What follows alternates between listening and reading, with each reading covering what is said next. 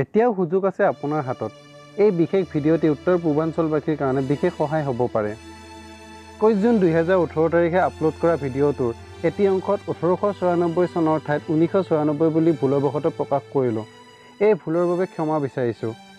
এই ভুল দেখুৱাই দি গঠনাত্মক পৰামৰ্শ আগবঢ়োৱা ৰাজকুমাৰ দাস নামৰ ইউটিউব চেনেলটোলৈ ধন্যবাদ জ্ঞাপন কৰিছোঁ। আহক আজিৰ ভিডিঅ'টোলৈ আমি আগবাঢ়োঁ। ভিডিঅ'টো শেষলৈ চালে গম পাব উত্তৰ পূবলৈ ভাৰতৰ বিভিন্ন ৰাজ্যৰ পৰা অহা পাঞ্জাবী, বিহাৰী, মাৰোৱাৰী, বঙালী ইত্যাদি লগতে বাংলাদেশৰ পৰা অহা বৈধ ভাৰতীয় নাগৰিকসকল কেনেকৈ ডাঙৰ ডাঙৰ মালিক বা কোটিপতি পৰিণত হয়। আজিৰ পৰা প্ৰায় 6 বছৰ আগৰ কথা। আমেৰিকাৰ আটলাণ্টা ৰাজ্যত এজন দুখীয়া ডাক্তৰে ঘৰে ঘৰে কবিৰাজী কৰি ফুৰিছিল। তেওঁৰ এখন চৰবতৰ দোকানো আছিল। চিৰাপ মিশ্ৰিত সেই চৰবতৰ প্ৰতি গিলাচত 5 চেণ্টকৈ বিক্ৰী হৈছিল। সেই ডাক্তৰৰ নাম আছিল জন পেম্বাৰ্টন। তেওঁৰ দোকানৰ এজন অংশীদাৰো আছিল, নাম ফ্ৰেংক ৰবিনছন। বিভিন্ন পানীয় লৈ পৰীক্ষা নিৰীক্ষা চলোৱা ডক্তৰৰ চখ আছিল। তেওঁ কোকা গছৰ পাতৰ ৰসৰ পৰা এক ধৰণৰ মৃত সঞ্জীৱনী সুদা জাতীয় টনিকো আৱিষ্কাৰ কৰিছিল। আফ্ৰিকাৰ জংঘলৰ মানুহবোৰে কোকা গছৰ পাত চোবাই খাওঁতে তেওঁলোকৰ নিচা লগা কথাষাৰ পেম্বাৰ্টনে জানিছিল।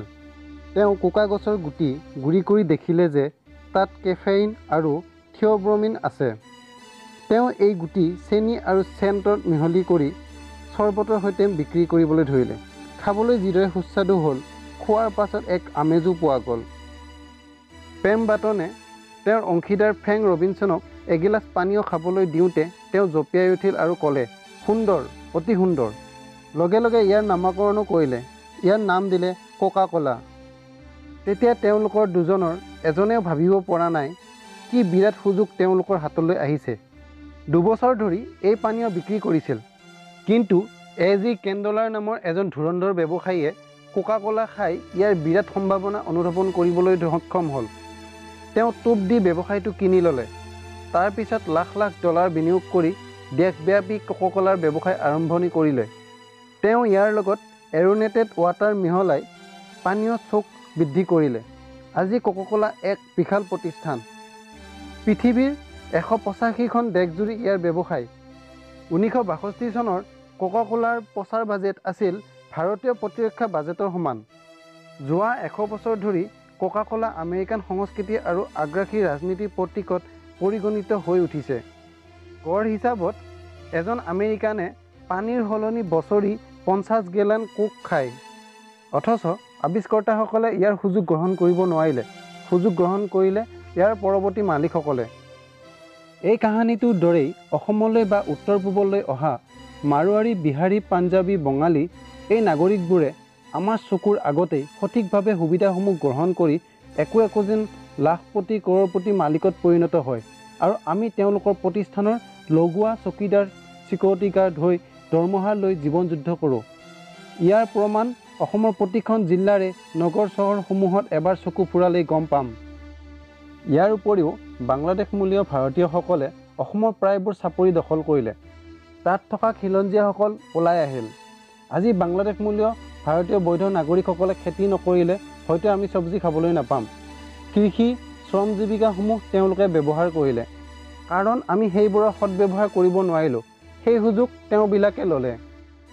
এতিয়াও সুযোগ শেষ হৈ যোৱা নাই। এতিয়াও সুযোগ আছে। এখন দোকানলৈ গৈ সামগ্ৰীসমূহৰ পেকেটসমূহ চাওক। সৰু সৰু লোকেলি প্ৰস্তুত কৰিব পৰা সামগ্ৰীসমূহো অসমৰ বহু দূৰৰ পৰা আহে।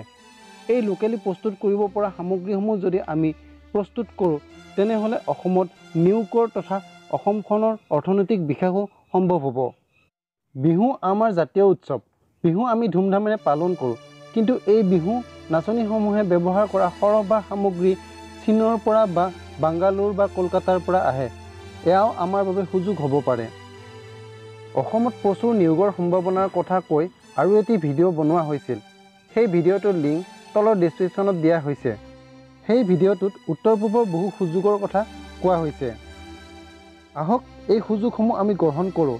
উত্তৰ পূৰ্বাঞ্চলৰ প্ৰতিজন খিলঞ্জীয়াৰ উন্নতি হওক তাৰে কামনা কৰিলোঁ। ভিডিঅ'টো সন্দৰ্ভত আপোনাৰ বক্তব্য আশা কৰিলোঁ। আগলৈ কেনেধৰণৰ ভিডিঅ' বিচাৰে তাক জনাবলৈ নাপাহৰে যেন। আগলৈ আকৌ লগ পোৱাৰ আশাৰে আজি এই ভিডিঅ' ইমানতে সমাপ্ত কৰিছোঁ। ধন্যবাদ।